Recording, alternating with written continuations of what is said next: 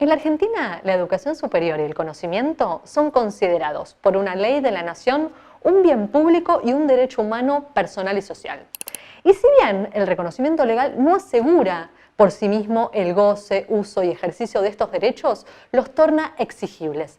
¿Qué significa esto? Que el Estado tiene la obligación de garantizarlos y de asegurar que todas, todos y todes los que quieran puedan hacer uso de ese derecho a la universidad. Durante la pandemia, el derecho a la universidad estuvo condicionado y atravesado por un conjunto de obstáculos y circunstancias. La crisis económica, la modificación en las formas en las que trabajamos, la profundización de las desigualdades, especialmente para las mujeres y los sectores sociales más desfavorecidos, el impacto del aislamiento en el ánimo de las personas y en la relación también entre las personas, son algunos de los temas que vamos a abordar en este ciclo Universidad y Pandemia. Hoy, Universidad, Pandemia y Economía. Somos una nueva generación y hablamos otro lenguaje, lejos de los papers, universidad y pandemia. La pandemia por coronavirus desató una crisis en todos los aspectos y seguramente la crisis económica sea de las más importantes. La caída en el nivel de actividad, la pérdida de empleos, entre otros factores, golpearon muy fuerte en la vida cotidiana de las personas. Y en particular, en lo que vamos a hablar aquí, en las posibilidades de enseñar y aprender en la universidad. Además, en la Argentina, la pandemia por coronavirus coincidió con el inicio de gobierno de Alberto Fernández, luego de 4 años de gobierno de Mauricio Macri, que fueron durísimos.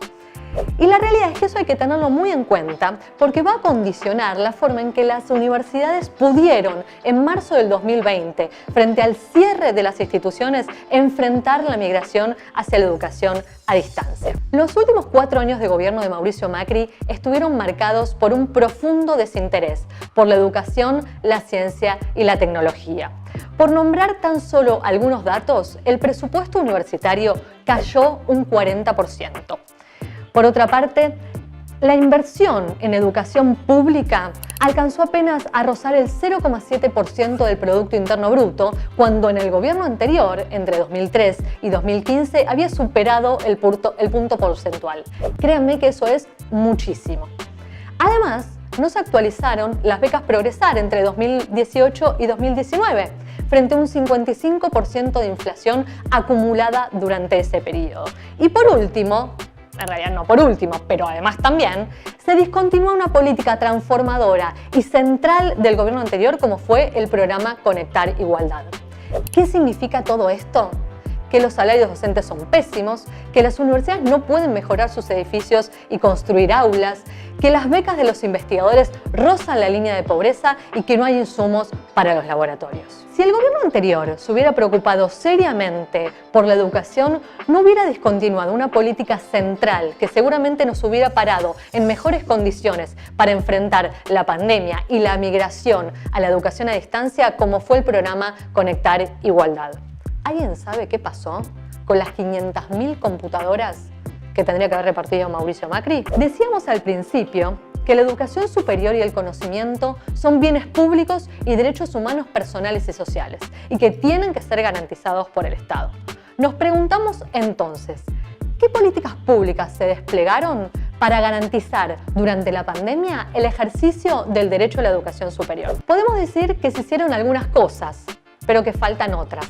Se acordó, por ejemplo, con las empresas proveedoras de servicios de telefonía celular que todos los ingresos a los campus virtuales, las plataformas educativas y los dominios .edu.ar no consuman datos celulares.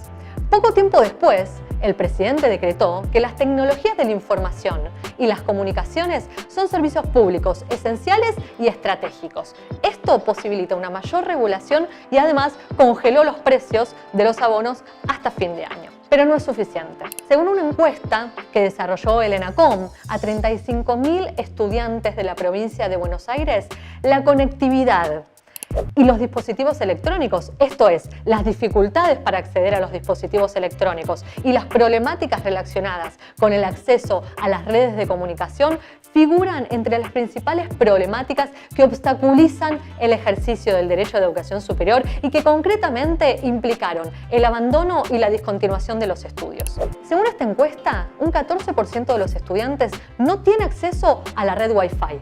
Y además, el 25% se conecta no a través de una computadora, sino a través de un teléfono celular. Entre los estudiantes que sí tienen acceso a una computadora, el 42% comparte este dispositivo con otros miembros del hogar, sus hermanos menores que hacen la tarea de la escuela o sus padres que trabajan a través del mismo dispositivo. La brecha tecnológica ocasiona, sin dudas, graves problemas para la continuidad de los estudios. ¿Les suena hacer la parabólica humana para conseguir un poquito de Wi-Fi? Para los docentes, la situación no es menor. Enfrentamos los mismos problemas que los estudiantes. Un Wi-Fi que va y viene, compartimos la computadora con otros miembros de la familia y el Zoom sale $15. Y la única política dirigida al sector fue el otorgamiento de créditos a tasa preferencial para la compra de dispositivos. Un centro para los profes, loco. La agenda de la pospandemia tiene que tener muy en cuenta que el derecho a la universidad tiene que ser garantizado por el Estado. Y eso significa invertir en educación superior universitaria. La universidad pública y gratuita forma parte de nuestra identidad como argentinas, argentinos y argentines. Y por eso son necesarias políticas que promuevan la democratización del sistema universitario.